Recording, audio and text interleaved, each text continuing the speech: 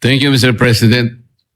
Mr. President, may I ask Senator Lacson if he wishes to yield some questions by way of interpellation?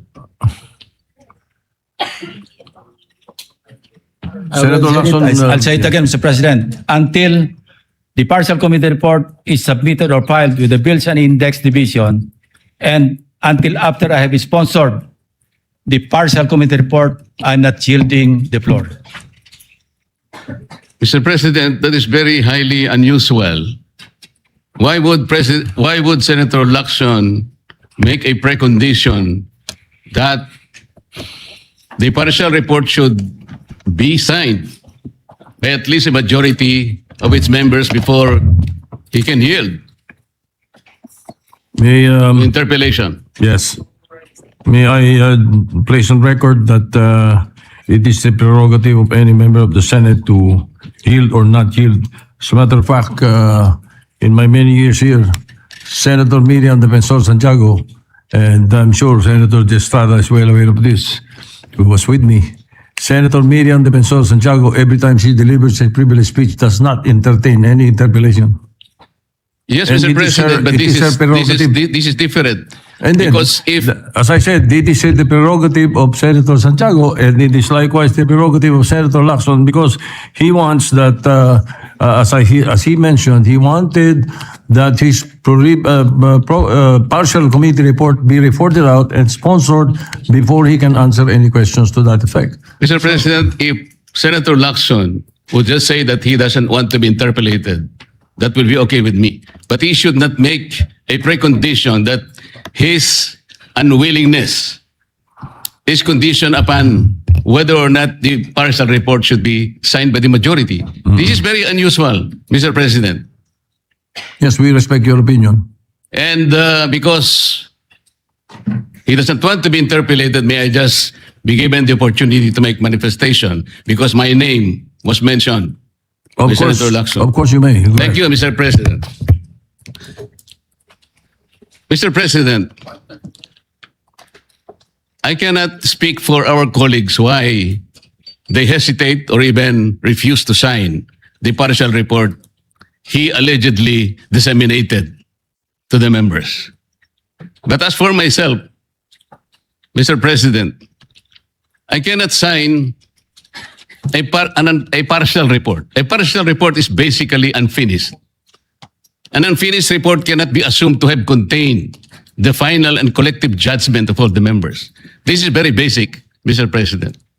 Secondly, I did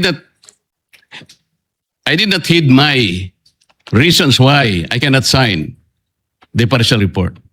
I delivered a privileged speech some time ago, Mr. President, outlining the reasons, therefore. Number one, I was expecting the chairman of the Blue Ribbon Committee to have conducted several hearings more. And in those hearings, he should have invited several persons whom I enumerated in my privileged speech. Namely, Yusek Adrian Bersamin, Yusek Jojo Cadiz, former Governor Luis Chavez Singson,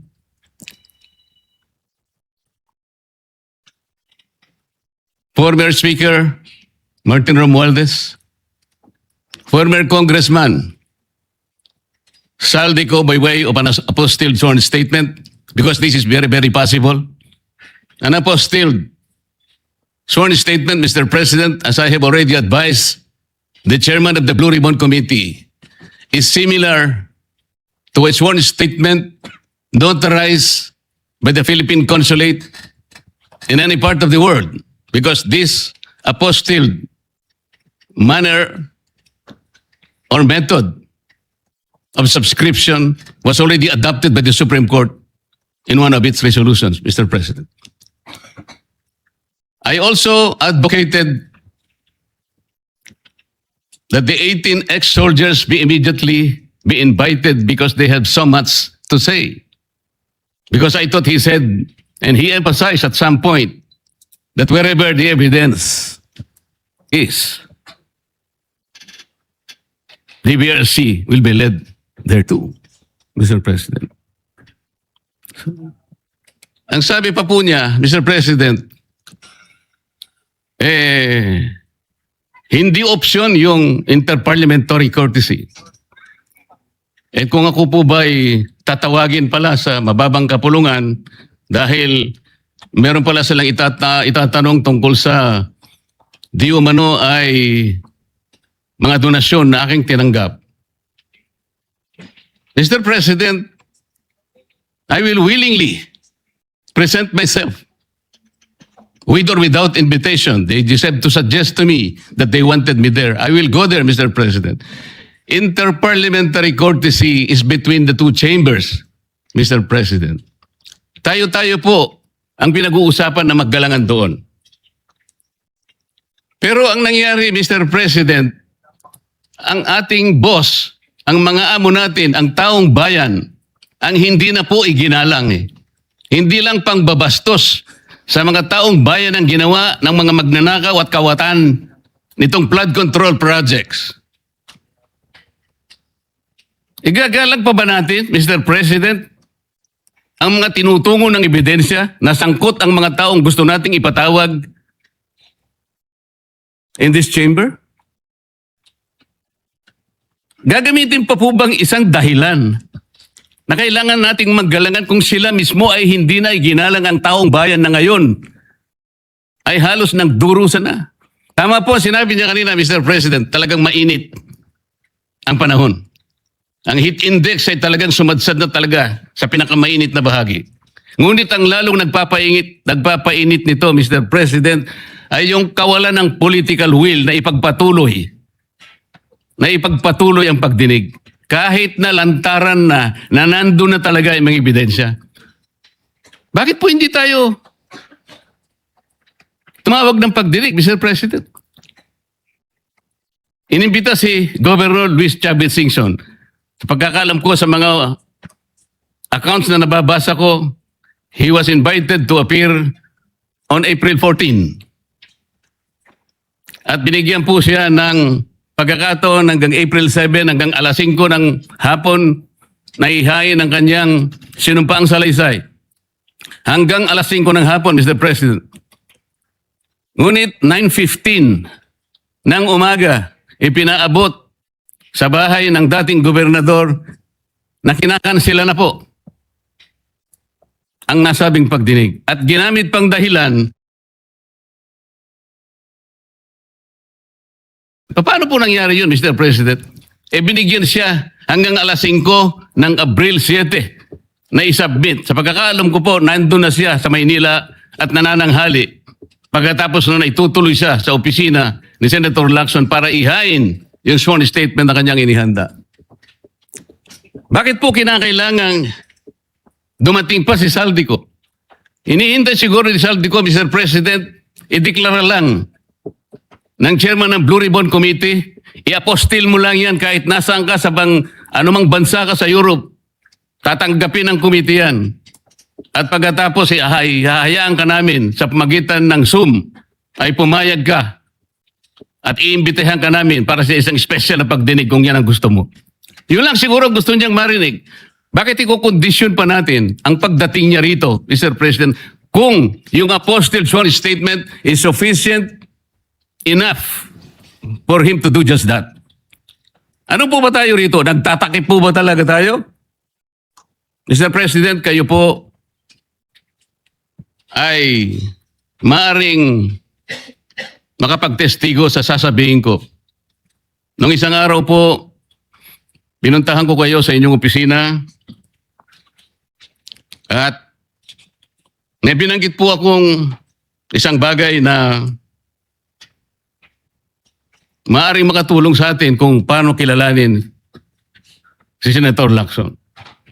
Binanggit ko po sa inyo, Mr. President, ng buong katapatan nung ako'y wala pa po sa Kongreso, wala pa po sa public service, nakilala ko po si Senator Lacson bilang chief ng PNP. Nabanggit ko po sa inyo, Mr. President, sa ating pag-uusap sa inyong opisina, Mula noon, nung makita ko siya, lalong-lalo na po doon sa episode na pinatawag po niya, ang lahat ng kinaukulan na merong mga nakaw na sasakyan, mga karnap na sasakyan. Naalala ko po na sinabi niya, Mr. President, lahat ng mga ninakaw na sasakyan, dalhin nyo rito sa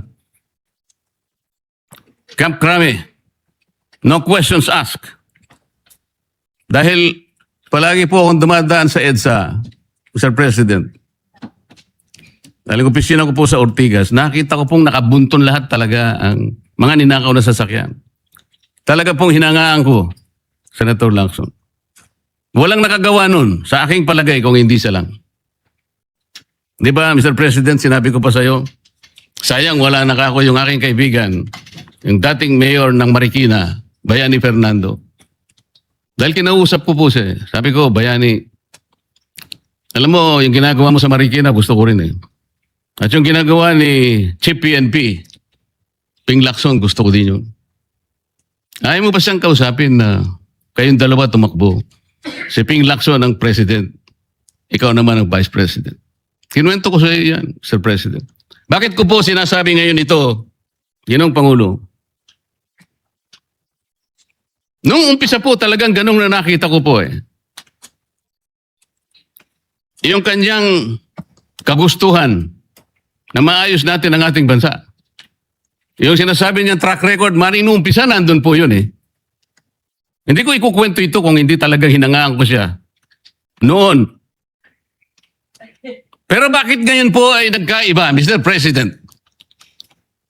Parang yung pedestal na aking hinangaan, yung alamat na nandoon, unti-unting gumuho. Nalulungkot po ako at nangyari yun, Mr. President. Ang sabi ko pa nga eh, hindi man tayo dapat maglaban-laban dito eh. Ang kapakanan ng mamamayan ng ating bansa, ang importante rito eh. Yung direksyon natin. Bakit kailangan akong palaging pinapasaringan? Hindi naman po ang aking kagustuhan eh. Kung sino yung dapat na sumikat o sino yung dapat magpasikat, hindi po yun eh. Isa lang po ang sikat dito, Mr. President. Ang taong bayan na pinagsisilbihan nating lahat. Doon po natin ituon ang lahat ng ating makakaya, ang lahat ng ating energy. Malampasan sana natin ang problemang ito. Ngunit, yung hindi po pagganap sa tungkulin. Yun po yung hinahanap ng tao, Mr. President. Napakainit na po ng panahon talaga. Pinapag-iinit pa ng paghihintay nang hindi malaman hanggang kailan maghihintay ang taong bayan. Ano po ba ang dahilan kung bakit nagkaroon siya ng privilege speech ngayong hapon? Para saan? Para saan? Hindi po ba mas maganda na kumpletuhin natin yung report? Hindi partial. Ano yun? Partial final? O partial provisional? Paano ko po malalaman, Mr. President, kung hindi po ibinigay yung hard copy? Pipilitin akong basahin na nandun lamang sa online. Binigyan lamang kami ng isang file para doon kuhanin namin kami mag-print. Paano ko ba ikukumpara po yung ipinrint ko? Hindi ko naman alam kung sinong gumawa nun dahil wala nga pong pirma yun eh. Doon lang sa paraan na yun eh. Nagkakaroon na po ng agam-agam eh. Pagkatapos eh, ayaw pa nilang mag-interpolate. Nasa sa kanya po yun, Mr. President.